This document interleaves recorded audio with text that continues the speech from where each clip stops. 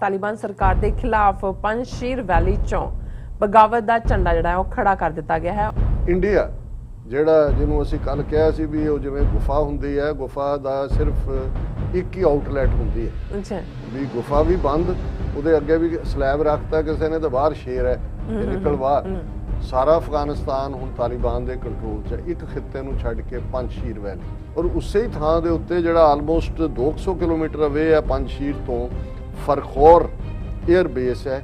ਉੱਥੇ ਇੰਡੀਆ ਨੇ ਹਸਪੀਟਲ ਵੀ ਬਣਾਇਆ ਹੋਇਆ ਹੈ, ਆਪਣੇ ਐਕਸਟਰਾ ਹੈਲੀਕਾਪਟਰ ਵੀ ਰੱਖੇ ਹੋਏ ਨੇ। ਅਸ਼ਰਫ ਗਨੀ ਤੋਂ ਬਾਅਦ ਜਿਹੜਾ ਨੰਬਰ 2 ਵਾਈਸ ਪ੍ਰੈਜ਼ੀਡੈਂਟ ਅਮਰੁੱਲਾ ਸਲੇ, ਜਿਹੜਾ ਭੌਂਕਦਾ ਸੀ ਪਾਕਿਸਤਾਨ ਦੇ ਖਿਲਾਫ, ਉਹਨੇ ਕਿਹਾ ਜੀ ਦੇਖੋ ਪ੍ਰੈਜ਼ੀਡੈਂਟ ਜਦੋਂ ਨਾ ਰਹੇ ਜਾਂ ਚਲਾ ਜਾਏ ਤਾਂ ਵਾਈਸ ਪ੍ਰੈਜ਼ੀਡੈਂਟ ਆਟੋਮੈਟਿਕਲੀ ਪ੍ਰੈਜ਼ੀਡੈਂਟ ਬਣ ਜਾਂਦਾ ਤੇ ਮੈਂ ਹੁਣ ਅਫਗਾਨਿਸਤਾਨ ਦਾ ਪ੍ਰੈਜ਼ੀਡੈਂਟ ਹੈ ਔਰ ਮੈਂ ਜਿਹੜਾ ਉਹ ਐਲਾਨ ਕਰਦਾ ਵੀ ਅਸੀਂ ਰੈਜ਼ਿਸਟ ਕਰਾਂਗੇ ਤਾਲਿਬਾਨ ਰਜੀਮ ਨੂੰ।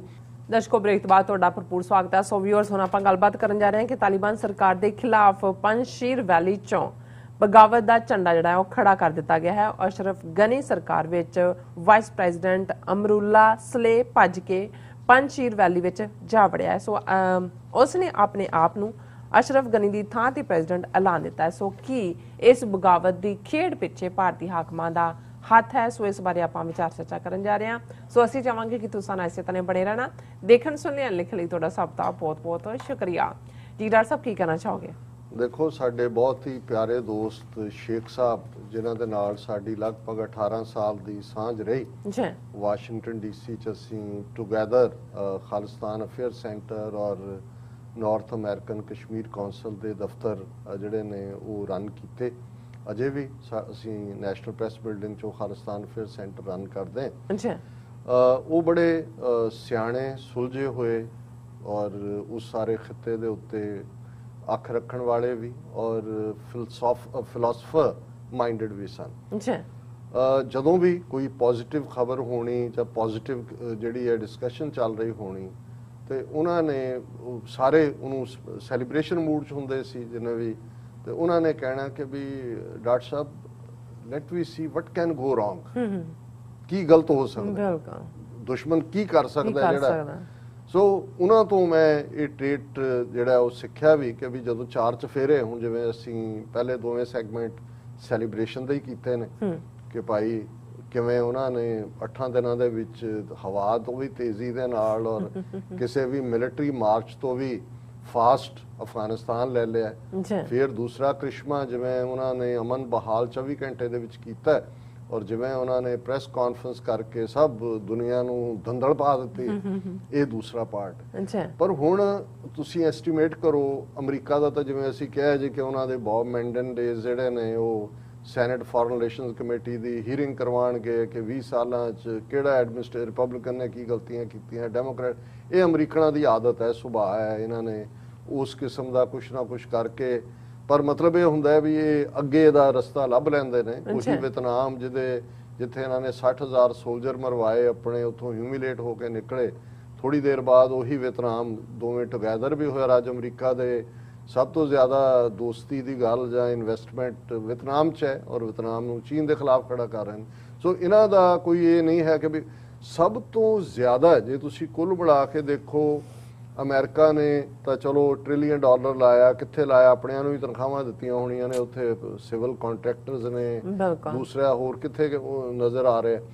ਲੇਕਿਨ ਭਾਰਤ ਜਿਹਨੇ 1 ਬਿਲੀਅਨ ਤੋਂ ਜ਼ਿਆਦਾ, 3 ਬਿਲੀਅਨ ਸ਼ਾਇਦ ਉਹ ਕੋਟ ਕਰਦੇ ਨੇ, ਉਹ ਲਾਇਆ ਉਹਨਾਂ ਦੇ ਪ੍ਰੋਜੈਕਟ, ਕੋਈ ਡੈਮ, ਕੋਈ ਦੂਜੇ। ਪਰ ਉਸ ਤੋਂ ਵੀ ਵੱਧ ਕੇ ਕਿੰਨੇ ਕੌਂਸੂਲੇਟ ਇਰਾਨ ਨਾਲ ਲੱਗਦੀ ਸਰਹੱਦ ਤੇ ਖੋਲੇ, ਪਾਕਿਸਤਾਨ ਨਾਲ ਲੱਗਦੀ, ਜਿਹੜੇ ਉਹਨਾਂ ਦੇ ਸਪਾਈ ਸੈਂਟਰ ਆ। ਹੁਣ ਜਦੋਂ ਖਬਰਾਂ ਆ ਰਹੀਆਂ ਕਿ ਜੀ ਇੰਨੇ ITBT ਕੀ ਉਹਨਾਂ ਦਾ ਇੰਡੋ ਤਿੱਬਤਨ ਬਾਰਡਰ ਫੋਰਸ ITBF ਦੇ ਕਮਾਂਡੋ 80 ਆ ਗਏ ਨੇ ਕਾਬੁਲ ਤੋਂ, ਇੰਨੇ ਸੁੰਘਣ ਵਾਲੇ ਕੁੱਤੇ ਵੀ ਆ ਗਏ ਨੇ, ਉਹ ਵੀ ਜਹਾਜ਼ ਤੇ ਚੜਾ ਕੇ ਲਿਆਏ ਉੱਥੋਂ, ਸਨਿਫਰ ਡੌਗਸ।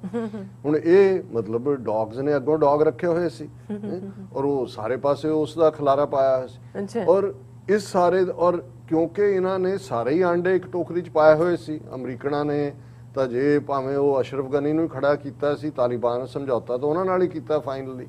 ਇਸੇ ਤਰ੍ਹਾਂ ਰਸ਼ੀਆ ਨੇ ਵੀ ਉਹਨਾਂ ਨੂੰ ਐਨਗੇਜ ਕੀਤਾ। ਅੱਜ ਰਸ਼ੀਆ ਜਿਹੜਾ ਕਦੇ ਹਿਊਮਿਲੇਟ ਹੋ ਕੇ ਨਿਕਲਿਆ ਸੀ 1999 'ਚ, ਉੱਥੇ ਅੱਜ ਪੂਰੀ ਧਿਰ ਹੈ ਉੱਥੇ।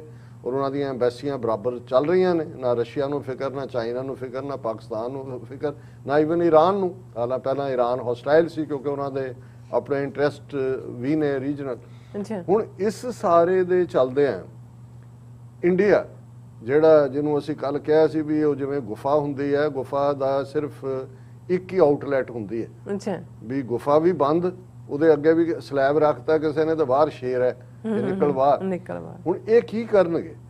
ਔਰ ਜ਼ਾਹਰ ਹੈ ਕਿ ਵੀ ਇਹਨਾਂ ਦੇ ਹੋਰ ਵੀ ਜਿਹੜੇ ਐਲਾਈ ਜਿੱਥੇ ਜਿੱਥੇ ਬੈਠੇ ਹੋਏ ਨੇ, ਮਿਡਲ ਈਸਟ ਵਾਲੀ ਇੱਕ ਤਾਕਤ ਜਿਹਨਾਂ ਨੂੰ ਇਹ ਹਮੇਸ਼ਾ ਹੀ ਲੱਗਦਾ ਸੀ ਕਿ ਵੀ ਉਹ ਇੰਡੀਆ ਦਾ ਮੋਢਾ ਯੂਜ਼ ਕਰਕੇ ਹੀ ਨਹੀਂ, ਵੀ ਅਮਰੀਕਾ ਚੀਨ ਦੇ ਅਗੇਂਸਟ ਵਰਤ ਰਿਹਾ ਸੀ ਕਿ ਪਾਕਿਸਤਾਨ ਦੇ ਅਗੇਂਸਟ ਇੱਕ ਸਟੇਜ ਤੇ ਪਾਕਿਸਤਾਨ ਦੇ ਨਿਊਕਲੀਅਰ ਪ੍ਰੋਗਰਾਮ ਨੂੰ ਖਤਮ ਕਰਨ ਦੇ ਲਈ ਵੀ ਇੱਕ ਨੈਕਸਸ ਬਣੀ ਹੋਈ ਸੀ ਉਹਨਾਂ ਦੀ।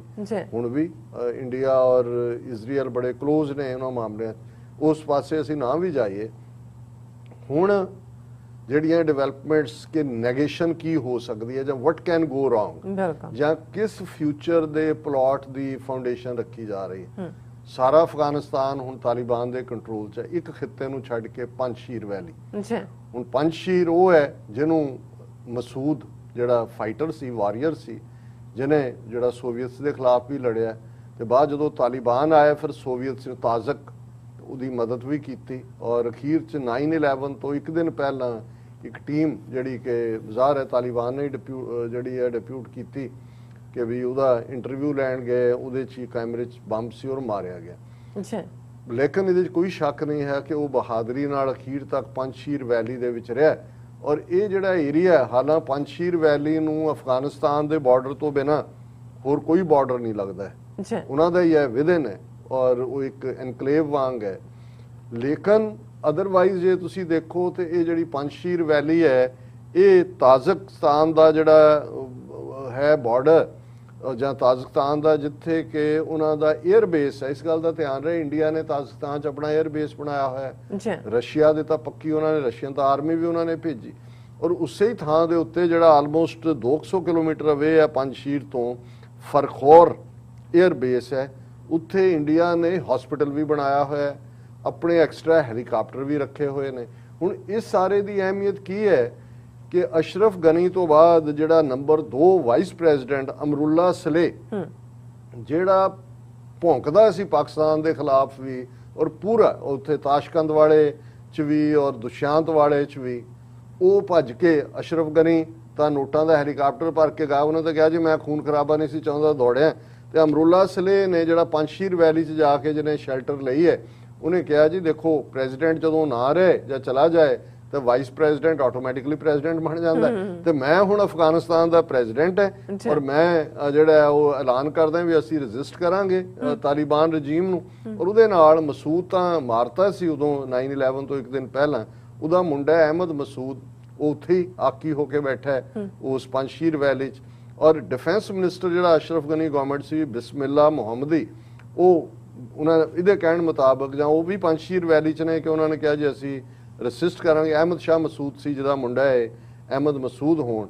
ਔਰ ਇਸ ਸਾਰੇ 'ਚੋਂ ਔਰ ਆਲਰੇਡੀ ਜਿਹੜਾ ਉਹ ਅਫਗਾਨ ਆਰਮੀ ਜਿਹੜੀ ਹੈ ਉਹਨਾਂ ਦਾ ਵੀ ਕੁਝ ਹਿੱਸਾ ਜਿਹੜੇ ਤਾਜ਼ਕ ਜਾਂ ਥੋੜੇ ਉਜ਼ਬੇਕ ਵੀ ਹੋ ਸਕਦੇ ਨੇ ਓਰੀਜਨ ਦੇ ਨੇ, ਉਹ ਆਪਣੇ ਟੈਂਕਸ, ਪਰਸਨਲ ਆਰਮਡ ਕੈਰੀਅਰ ਜਿਹਨਾਂ ਨੂੰ PAC ਕਹਿੰਦੇ ਨੇ, ਉਹਨਾਂ ਦੇ ਨਾਲ ਜਿਹੜੇ ਨੇ ਉਹ ਉੱਥੇ ਪਹੁੰਚ ਗਏ ਨੇ ਪੰਜਸ਼ੀਰ ਵਾਦੀ ਦੇ ਵਿੱਚ।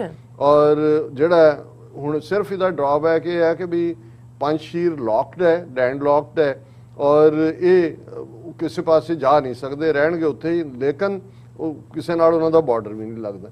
ਹੁਣ ਇਹ ਸਾਰਾ ਪਾਰਟ ਇਹ ਸੁਜੈਸਟ ਕਰਦਾ ਹੈ ਕਿ ਇਹ ਇੰਡੀਆ ਜਾਂ ਇੰਡੀਆ ਰਾਹੀਂ ਦੂਸਰੀਆਂ ਤਾਕਤਾਂ ਦੀ ਇੱਕ ਖੇਡ ਹੋ ਸਕਦੀ ਹੈ ਕਿ ਆਉਣ ਵਾਲੇ ਪੀਰੀਅਡ 'ਚ ਅਜੇ ਤਾਂ ਉਹ ਦੇਖਣਗੇ ਕਿ ਜੇ ਤਾਂ ਮੇਨਲੈਂਡ ਅਫਗਾਨਿਸਤਾਨ 'ਚ ਹੀ ਸਟੇਬਿਲਿਟੀ ਨਾ ਹੋਈ ਜਿਹੜੀ ਕਿ ਹੋ ਗਈ ਹੈ, ਫਿਰ ਤਾਂ ਉੱਥੇ ਵੀ ਕਰਨਗੇ। ਤਾਂ ਅਦਰਵਾਈਜ਼ ਇਹ ਜੇ ਇਹਨਾਂ ਨੂੰ ਲੱਗਾ ਅਮਰੀਕਾ ਜਾਂ ਇੰਡੀਆ ਜਾਂ ਦੂਜਿਆਂ ਨੂੰ ਕਿ ਵੀ ਬਰਾਬਰ ਜਿਹੜਾ ਕੁਛ ਨਾ ਕੁਛ ਇੰਟਰਸਟ ਆਪਣੇ ਖੜੇ ਕਰਨੇ ਨੇ, ਪਰ ਉਹਦੇ 'ਚ ਬਹੁਤੇ ਕਾਮਯਾਬ ਨਹੀਂ ਹੋਣਗੇ, ਕਿਉਂਕਿ ਤਾਜ਼ਕਸਤਾਨ ਦੇ ਵਿੱਚ ਰਸ਼ੀਆ ਦਾ ਇੰਟਰਸਟ ਵੀ ਨੇ। ਔਰ ਰਸ਼ੀਆ ਜੇ ਹੁਣ ਖੁੱਲ੍ਹ ਕੇ ਉਹ ਤਾਰੀਫ ਕਰ ਰਿਹਾ ਵੀ ਤਾਲਿਬਾਨ ਦੀ ਹਕੂਮਤ ਤਾਂ ਅਸ਼ਰਫ ਗਨੀ ਨਾਲੋਂ ਬਿਹਤਰ ਹੈ, ਤੇ ਇੰਡੀਆ ਦੀ ਖੇਡ ਚੱਲ ਨਹੀਂ ਸਕਦੀ।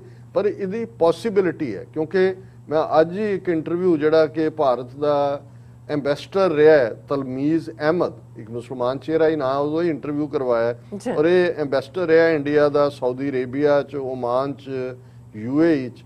ਉਹਨੇ ਇੱਕ ਇੰਟਰਵਿਊ ਦਿੱਤਾ, ਉਹਨੇ ਕਿਹਾ not a worry for India, ex diplomat on Taliban taking over Afghanistan. ਔਰ ਉਹਨੇ ਕਿਹਾ ਜੀ ਇਹ ਕੋਈ ਫਿਕਰ ਵਾਲੀ ਗੱਲ ਨਹੀਂ ਹੈ, ਇਹ ਤਾਂ ਵੈਸੇ ਹੀ ਤਾਲਿਬਾਨ ਨੈਸ਼ਨਲ ਮੂਵਮੈਂਟ ਹੈ, ਉਹਨਾਂ ਦਾ ਕੋਈ ਲਾਗਾ ਦੇਗਾ ਨਹੀਂ ਹੈ, ਉਹਨਾਂ ਦੀ ਕੋਈ ਇੰਟਰਵਿਊ, ਜੇ ਸਾਨੂੰ ਖਤਰਾ ਹੈ ਤੇ ਪਾਕਿਸਤਾਨ ਤੋਂ ਹੈ। ਉਹਨੇ ਕਿਹਾ ਜੀ ਕਿ Pakistan that maintains a very tight control over the movement of extremists into India for more than 30 years and continues to do it.